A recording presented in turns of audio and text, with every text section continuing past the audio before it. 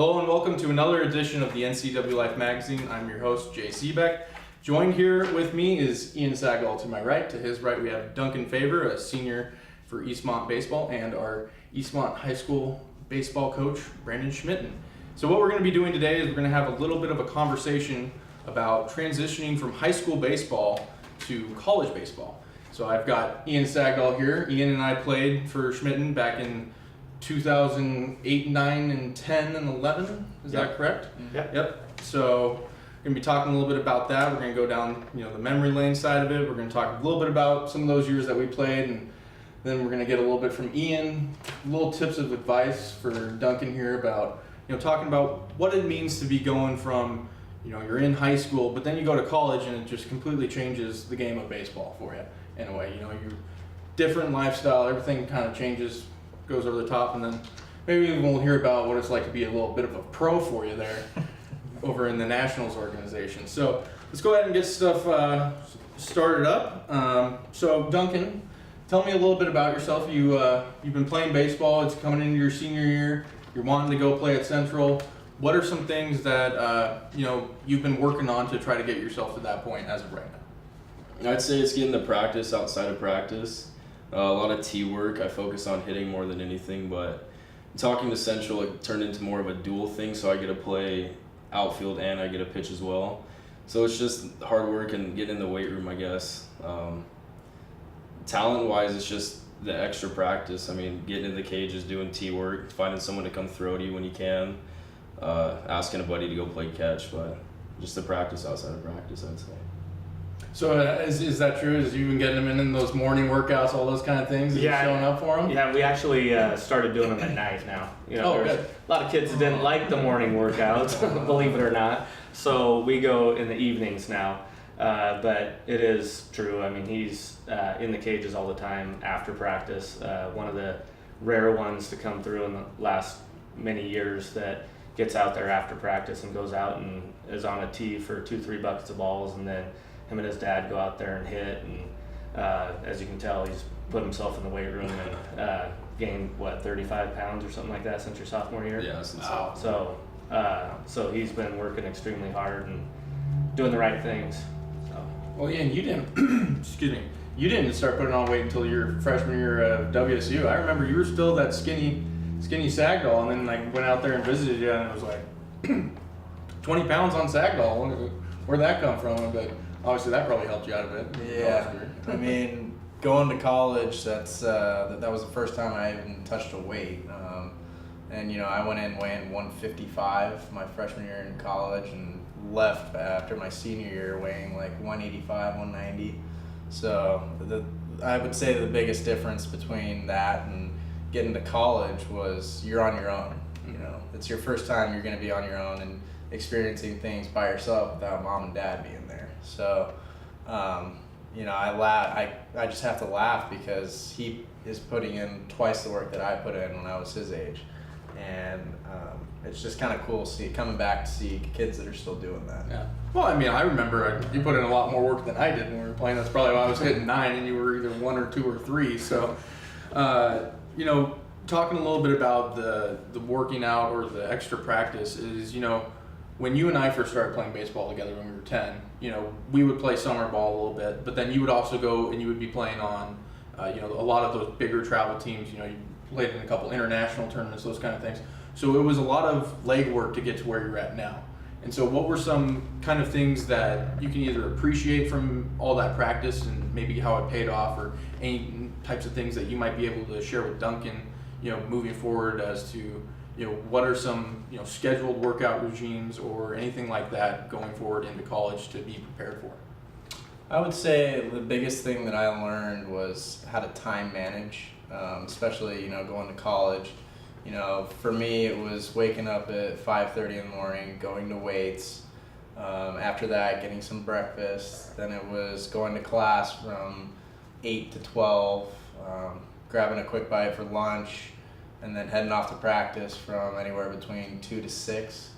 And then after that, you got to go to study table, and then it's some relaxation, maybe hang out with the buddies for a little bit. But I would say the biggest thing that I could give you advice on is learn how to time manage, because I know my first year, the first semester of going to school and playing baseball, it kind of like all, came at me at once, and it wasn't until later on, until like my sophomore, junior year, that I actually figured out, okay, I need to plan out what my week's gonna look like, instead of just winging it and just showing up everywhere you need to go.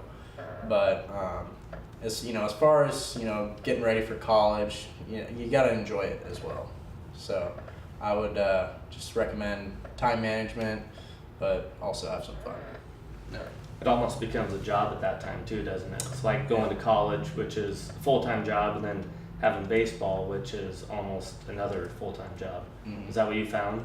Yeah, A lot? absolutely. I mean, there was one day off a week for me, so it was kind of like every day it was going to the field, and after that it was going to study table, and it was just trying to balance everything and try to make everything flow.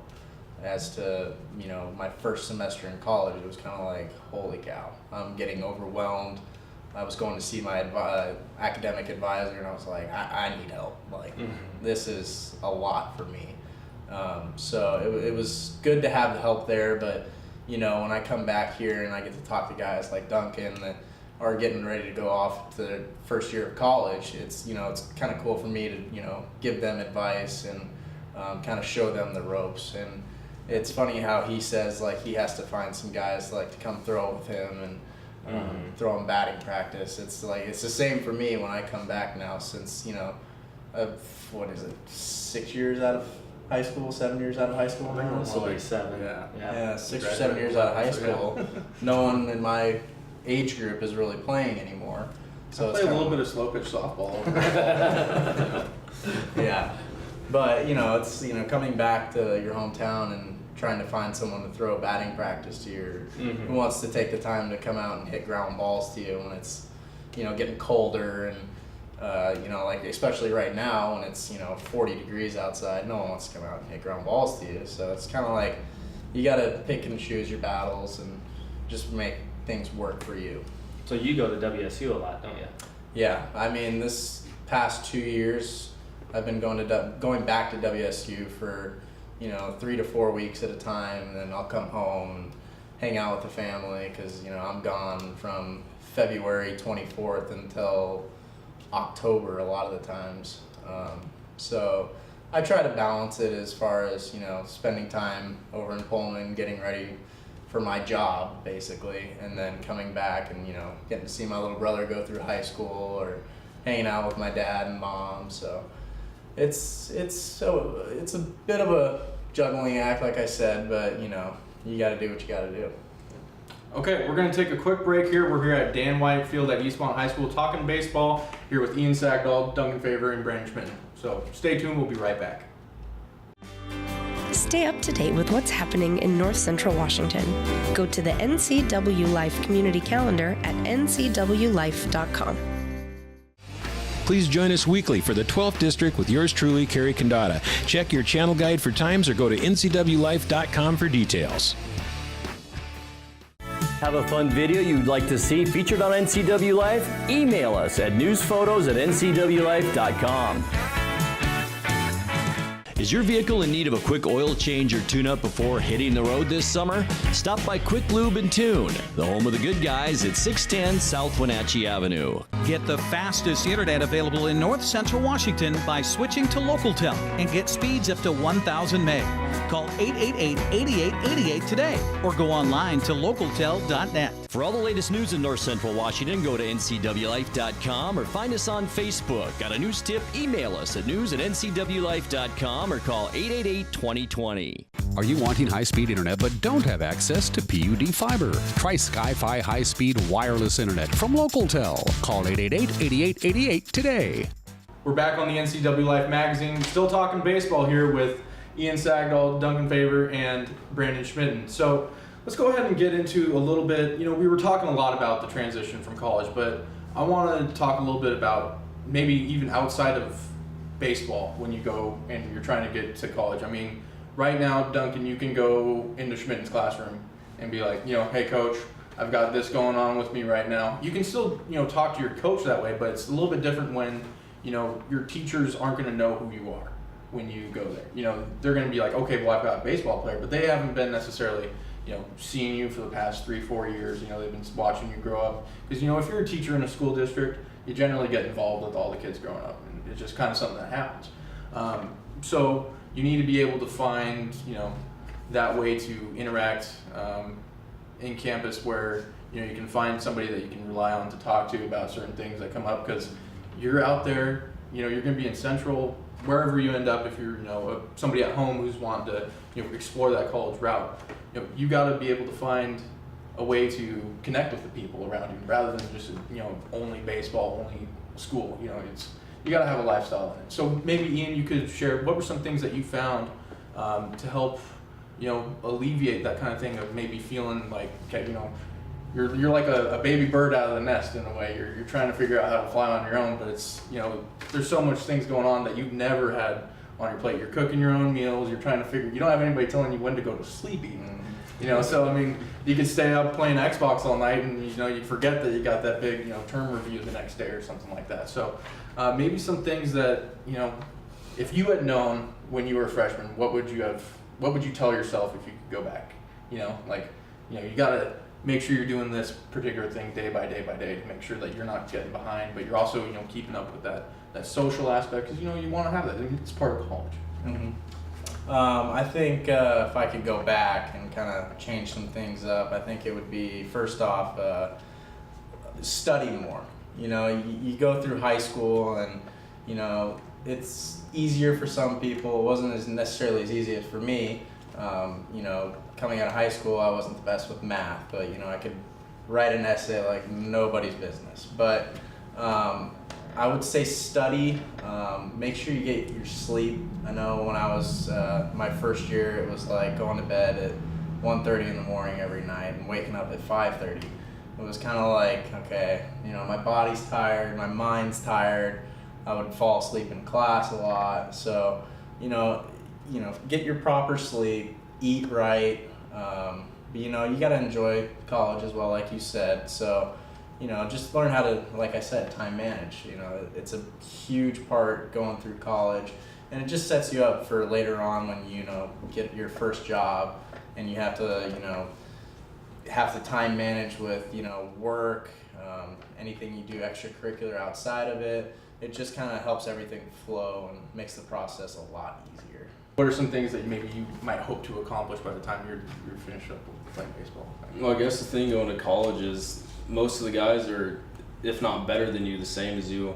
So it's a little different from playing in the Big Nine. It's kind of a smaller deal when it comes to talent-wise. But I guess going there, it's just to try to make friends and get comfortable with it, because there's 3 different age groups above you that have been playing there, and the coaches know whether they've been traded or not. They know a little bit more about them than they would myself, just because they've been around them a little longer. So maybe just to kind of make a name for myself there, and at one day be the senior there that everybody knows, and just like I'm at Eastmont High School. So that would be fantastic. So Schmidt, I remember my senior year, and it was you and I had a conversation about do I want to keep playing college? Do I want to look at playing at Wenatchee Valley College? Mm-hmm. And what I thought was really nice about it is that you made yourself very approachable to your players. What's something that you've kept trying to do, and you've had lots of guys come through your program that have then gone on to play college ball.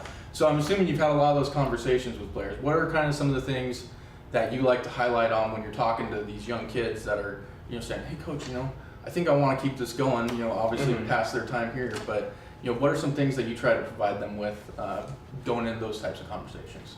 First thing we want to look at is like where they would fit in. Are they going to be able to go to a community college and play? Are they going to go to a D2 school? Are they going to be able to go to an NAIA school, or are they going to go to a D1 school and play? I think that's the most important thing, because a lot of kids have their dreams set on going to a D1 school, and I mean there's not very many D1 scholarships out there or D1 spots out there. In the Pac-12, is there 10 schools that play in the Pac-12, or 11? 11 that play baseball. So you're looking at not very many kids when you've only got 25 kids on a roster. So to fill those rosters from the whole nation, in the Pac-12, there's not very many. So kids got to understand that when they're looking at their dreams and their aspirations, is it really real for them to go to a situation like go to a WSU and actually get playing time? Right. You know, Ian was very fortunate that he stepped in there and was playing early and played a lot.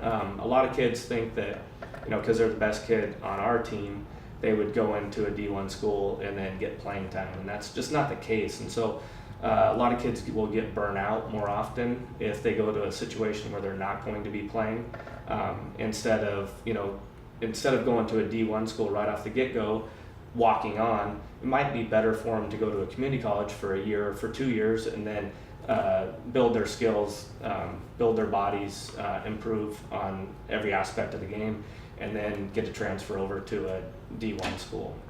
Well, so that's one of the most important things, I think, and to also understand. You know, I like when Ian comes back and gets to talk to the kids, because the kids then get to understand what the workload is if they want to get to that ultimate level that they're striving for. Yeah, and one of the things is, you know, going to, if you can't, you know, necessarily make the D1 thing happen, you know, Mm-hmm. going and getting that first year of, you get that extra playing time, you're still seeing pitches, you know. Oh, yeah. That's a big thing. I remember when I didn't play my sophomore year for baseball, I took the year off and I was doing wrestling and stuff like that. And then I came back junior year and I was like, man, I could have really used a season's worth of pitches going into that, you know. Yeah. So getting all those extra reps, you know, in that first year of college, that's just as advantageous, because you have that extra, and you get rid of a lot of these first year things that we've been talking about, transitioning into college, where you've learned how to, you know, okay, I need to be waking up at 6 a.m. I got to be at workouts at 6:30. You know, you've got that first year of scheduling done. It's a little less intense because you're at maybe a smaller school, and then it gives you that opportunity to move forward. I know that when I was going to school down at Yakima Valley, I played down there. We had a study hall with the baseball team, so that was kind of a nice deal because you knew everybody that was on the team. And, you know, I was taking calculus classes, and there was other people on the team that had already taken them, so just having that there was very beneficial. You know, we weren't allotted tutors, but we had, you know, players on the team that we met with on the weekends and on random nights throughout the week, and that were helping out a lot. And so, I mean, like he said, don't be afraid to ask, because people are willing to help you out, and you know, you're not going to get through it if you don't get help. I mean, really, it's realistically. Yeah. So, and that's part of the team building aspect, is that it then shows you you're willing to count on that person. So I mean, when you're playing outfield and you're calling off a fly ball, you know you can count on that person not to run you over, kind of deal. You build just those relationships just by experiences on or off the field. So we're going to take another quick break, and then we're going to be wrapping things up here at Dan White Field at Eastmont High School. So don't change the channel. Stay up to date with what's happening in North Central Washington. Go to the NCW Life community calendar at ncwlife.com. Please join us weekly for the 12th District with yours truly, Carrie Condata. Check your channel guide for times or go to ncwlife.com for details. Have a fun video you'd like to see featured on NCW Life? Email us at newsphotos@ncwlife.com. Is your vehicle in need of a quick oil change or tune-up before hitting the road this summer? Stop by Quick Lube and Tune, the home of the good guys at 610 South Wenatchee Avenue. Get the fastest internet available in North Central Washington by switching to LocalTel and get speeds up to 1,000 meg. Call 888-8888 today or go online to localtel.net. For all the latest news in North Central Washington, go to ncwlife.com or find us on Facebook. Got a news tip? Email us at news@ncwlife.com or call 888-2020. Are you wanting high-speed internet but don't have access to PUD fiber? Try Sky-Fi high-speed wireless internet from LocalTel. Call 888-8888 today. All right, we're still here at Dan White Field at Eastmont High School. We're still talking baseball and the transition of going from high school baseball and then moving forward in your baseball career into college, and then maybe even a little bit into the pros if you're a guy like Ian Sagdahl here. So Ian Sagdahl on my right, Duncan Favor next to him, and Coach Brandon Schmitten over there on the end. So we're talking a little bit about developing the way you think about baseball. Talking a little bit about how you have to upgrade the way that you see it and then be able to implement it. It's every coach says, eat, sleep, drink, the sport you're playing. You want to be doing those mental reps when you're, laying in bed at night trying to fall asleep. You're thinking about, okay, you got guys on first and third. If the ball goes into right field, where am I running to? Where am I setting up? So many different strategy options that come up when you're playing baseball. So what were some things that Ian, you noticed, or even from when you were playing college ball, that you really had to upgrade the way you thought about the game? And especially for you, you're a coach, so you're always running different ideas going through your head. But what are some things that you have to be able to be prepared for yourself? Keeping your mind in the game at all times. Go ahead, Ian. Well, I would say the game, each level that you go up, it gets faster and faster. And I didn't really understand that until I got to college, because everyone kept saying, the game's going to speed up for you. You need to make sure you're prepared in all situations. And I think the first time I really got a taste of it was like on my official visit when I went to WSU to watch UCLA take on the Cougs. And they had two or three first rounders going for UCLA. The Friday night guy was Garrett Cole. Saturday night guy was Trevor Bauer. These are all big league guys now.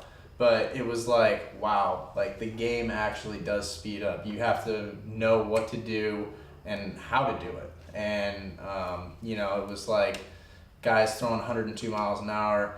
With a runner on first base, you got to know, okay, he's going to sacrifice point here. If I'm playing third base, I got to know if it's hit hard enough at me, I got to turn two. Or, if it's soft, if it's soft bunt, I got to go to first base. It's just your mind's constantly thinking. And in high school, you can get away with not being prepared a lot of the time. I just, going up each level, you really notice that the game speeds up. You have to really focus on what your job's going to be if the ball's hit to you, or if the ball's hit, down the right field line. It just kind of speeds up, and you have to continually think and process what's happening in front of you. And for me, it's the same concept too. The game does speed up. It's kind of nice. I get to go back and coach the summer ball teams, and it's the kids that are up and coming into it. So the game's a lot slower there. So try and get them into the mental concept of, okay, this is what we got to think of. We can't just think this pitch, going pitching wise. You can't think, okay, I want to 0-2, we want to strike this guy out. Where's this guy hit? Does he hit better on the inside pitches? Does he hit better outside pitches? Is he a good off-speed pitch guy? And then you have to set him up. And then like bunt situations, we're going to try and run a pick every now and then off of bunt situations, but we can't just randomly throw in a pick if we haven't set the pick up. So it's like he said, every level that you get to is just faster and faster and faster. And, we like to play at the highest level that we can get our kids to. And like Ian said, you always have to worry about your position and what you're doing. And as a coach, I've got to worry about 9 positions and maybe sometimes even 10 or 11 who's on deck or who's going to come in to pitch next, or, do we have a pinch hitter here? Can we enter in pinch hitters right now? Or, so it's a lot of different thought processes that come into play as a coach that you would never really think of as a player.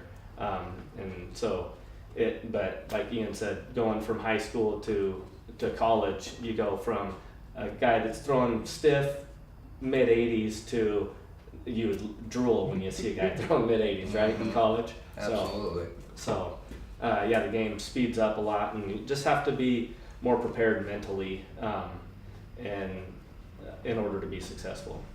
All right, we're running a little low on time here, but Duncan, when our viewers are watching a baseball game here on the NCW Life channel this spring, what number are you going to be wearing? Where are you going to be playing in the field? I'll be number 4, and I'll be in the outfield and hopefully on the mound. So. Okay, where in the outfield? Are you just a utility outfielder or center field? Center field, yeah. Center field, okay. So you're the one that actually knows what they're doing. They just told me not to let the ball go past me out there and left. So, We are here at Dan White Field and the clubhouse here at Eastmont High School, and unfortunately it was a little too bright outside. We were going to have our viewers be able to see out there, but we got baseball starting up in about 5 less weeks? than 3 weeks. 3 weeks? Wow. Yeah. Okay, so yeah, 26th. just a few weeks, and so people following Duncan here as he makes his way through his final season as a senior playing for Eastmont High School. And thanks again, guys. Any closing thoughts? Duncan, you've been presented with a ton of information. Some of it might not be able to. You'll be able to watch this on a replay, so then you can remember all the good knowledge you guys have said. Any last takeaways that you might have for us? Again, just practice outside of practice. It comes down to talent and just dedication, commitment. So Awesome. build off of that. Well, thanks again, guys. Again, we have Ian Sagdahl here on my right, and then Duncan Favor and Eastmont High School baseball coach Brandon Schmitten. Thanks for watching, and we'll see you all again real soon.